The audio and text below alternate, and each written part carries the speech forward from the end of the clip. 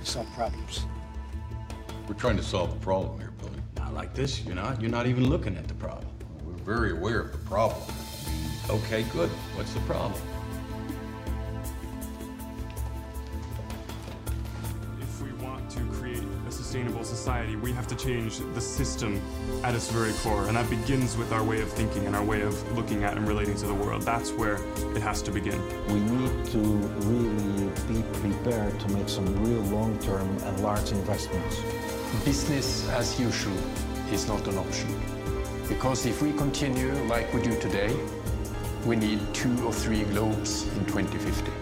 So what we need to do is to be a part of a pathway to change. Introducing a whole new set of transparency and openness and engagement, not being closed up, but being opening up. Trust must be earned, and it's a tough business. Politicians cannot make these choices and take the right decisions if not the solutions are there. So it's extremely important that the business is there with their solutions. The crises we're facing require not marginal tweaks around the edges, but a fundamental rethink of what it is to be human. We need to look at, are the products and services we're creating, are they making the world a better place? This dialogue must be turned into a moral imperative. Knowledge on the problem and the solutions that need to be put in place will bring about a shift in the actions and attitudes of people all over the world. It takes 2 hands to clap, and we don't always have to wait for policymakers. We could snap our fingers first. We're pretty close to exhausting all alternatives. Maybe it's time to do the right thing. We know today what the most unsustainable activities are that we urgently need to stop doing. And we also know the actions we need to take to change course. But there are significant barriers at play, both blocking and slowing the change needed. We believe becoming aware of these barriers, how they work, and their interlinkages is critical to find the right strategy, the right plan of action to move the world onto a more sustainable path. We can still bring about a sustainable world. So we will look for opportunities, and we need partnerships. We need to work together. That is good for people, good for the environment, and it's definitely good for business.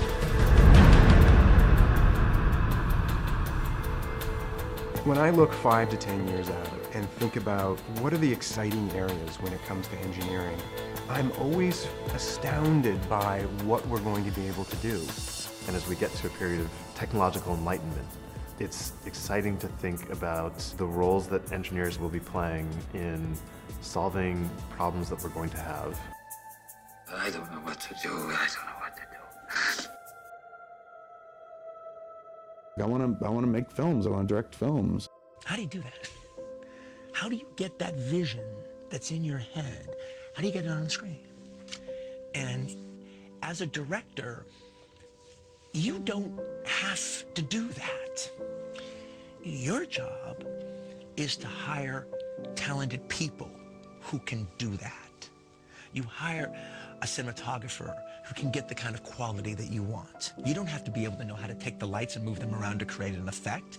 You hire a talented costume designer who can give the colors that you need and the flamboyance or not that you want. You hire a production designer who can do that. Your job is explaining your vision. Your job is articulating to them what you want on the screen. When we hear things like less than 2% of independent films make their money back, and almost every filmmaker we know who's gotten a distribution deal has either been ripped off or hasn't gotten a dime in return. So why do we do it? We do it because we have to, because it's not just a hobby, it's a calling, an obsession. Because through making films, we learn who we are and what we have to offer. Because we want to tell stories that only we can tell. And because we can speak for those who don't have a voice. What we do might not be rocket science, we might not be saving lives, but we are changing them, one conversation at a time. Some of us may have a lot of resources, and others may have none, but we take what we have and we make the best of it.